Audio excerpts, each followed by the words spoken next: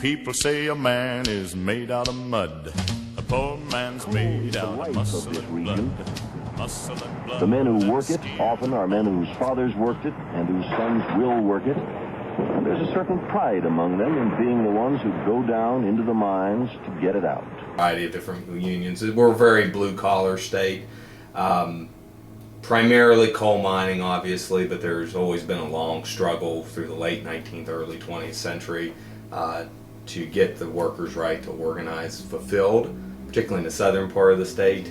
Things like the mine wars of the early 20th century, bloody conflicts between the miners on one side and the forces of the co-operators who would hire private armed guards and detectives to prevent any unionizing from taking place. In a place like West Virginia in particular, the union also sort of had a broader role, particularly with safety, because of mining and steel making. Those were very inherently dangerous jobs. So the union also helps deal with any grievances workers have about things that they believe that are unsafe.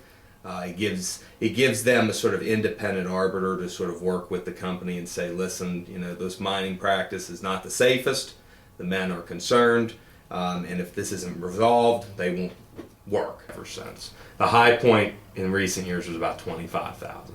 Like West Virginia, it will not immediately destroy the unions that are left. That's the sort of political genius of right-to-work laws.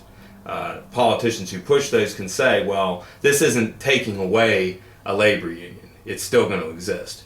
What it takes away, and this is where it gets confusing, is that under current labor law, an employer does not, if an employer has a union contract with their workers, that employer under current labor law can hire non-union workers if he chooses. Those non-union workers cannot be prevented from working there if there's a union contract and they initially refuse to join the union. From the moment they're employed there, the union has to represent them. I was born one morning when the sun didn't shine. I picked up my shovel and I walked to the mine. I loaded 16 tons of number 9 coal, and the straw boss said, well, to bless my soul, you load 16 tons